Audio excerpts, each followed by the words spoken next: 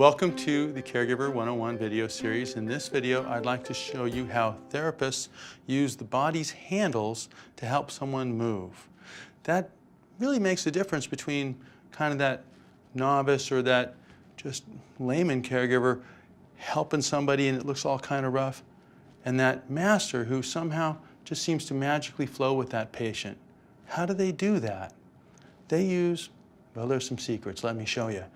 They use a lot of the bony prominence of the patient. Here's the shoulder blade. That's a really good one for steadying the upper trunk. And if you're going to hold on to it, if you're going to grab it, you want to grab it maybe from the ribs. You want to get that inside angle of it here, and you can even push them forward and back with either edge of it.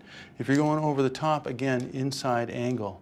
Another one of those is the pelvis right here, and that's really good for helping somebody scoot. If we go down a little bit further, the top of the leg bones or greater trochanters are great handles for lifting somebody up. Now, we notice we got two really fantastic long bones here. They can bear weight if you can just give them a little bit of support. You can also give someone a little bit of a hold at the end of each long bone so that you can help them move. Here's one more little handle, the width of the elbow. And that can be used to help pull someone. You can't push with it. Now I'd like to show you an exercise that you can do with one of your caregiving partners. This is Kim, and she's one of our caregiving partners, and she's going to help us with this. Now, that first one that we talked about is the shoulder blade. Now I can reach from around the back and hold on to that, and there's that shoulder blade right there. And with that, I can really easily guide her forward and back. And she can do the same thing with me. And it feels really positive, like, wow, she's, exactly, I'm going to follow her because I know communication is very clear. I might do the same thing from underneath, and again, feeling that inside edge of the shoulder blade and maybe even the bottom corner as I bring her forward and back.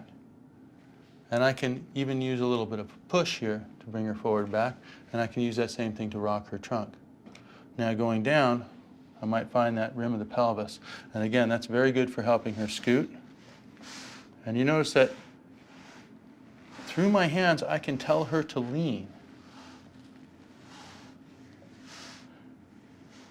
And she can do the same for me, and you should do that with your partners.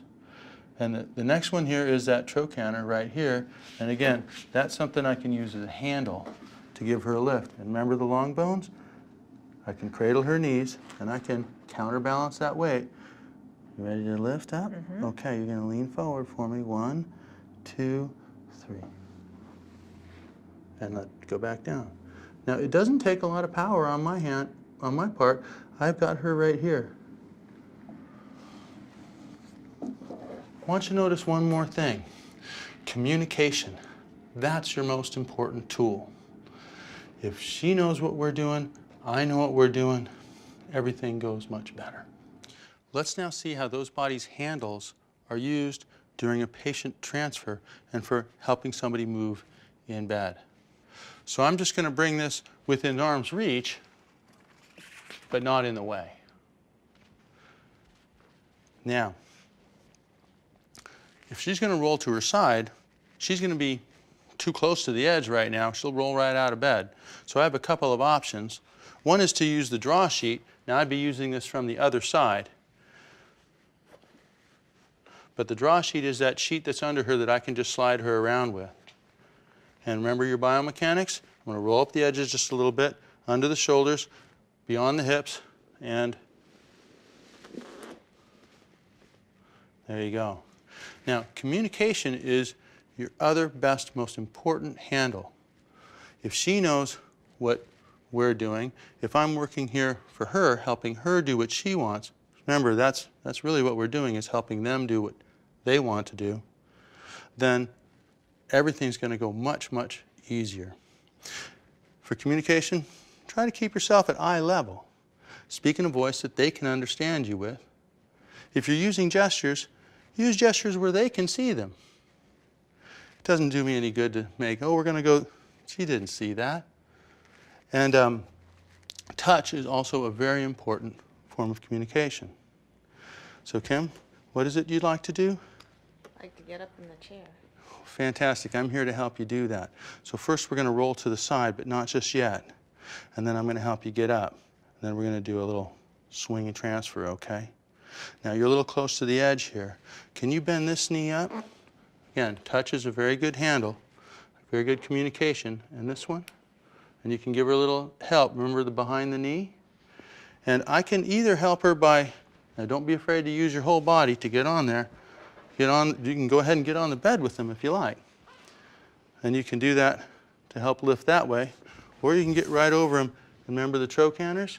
We're going to give a lift. We're going to go that way just a little bit. So on the count of 3, lift up, and I'll help you get that way. 1, 2, 3. There you go. And that actually was plenty.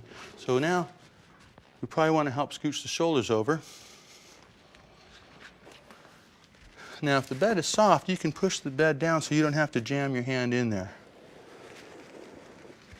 And I can help just give a little scoot. Can you help me there? Can you give a little wiggle? There you go. And I can just help that over.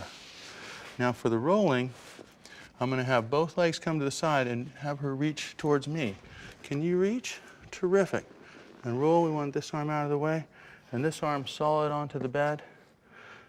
And now, if the head of her bed elevates, I might use that to help her up. Or I can use my arm under her to support her head, support her back. And again, I can push in, and my other hand can go right under there to help her bring her legs over the edge. Now as your legs come over the edge, I want you to push real hard with your hand, with your elbow. We're just going to pop her right up like a cork. Ready? 1, 2, 3. Terrific. Nicely done. So now that chair can get in position. Now some people, this is where it's really how big are you, how small are you, what do you need. Some people might want that chair even a little closer. Some people, I want a little more room. Make sure you set those brakes. Let's scoot you forward. Remember the iliac crest here, the pelvis.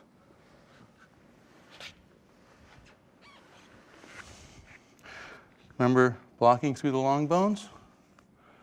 Now I could just lift her with her trochanters, or I could use my gait belt.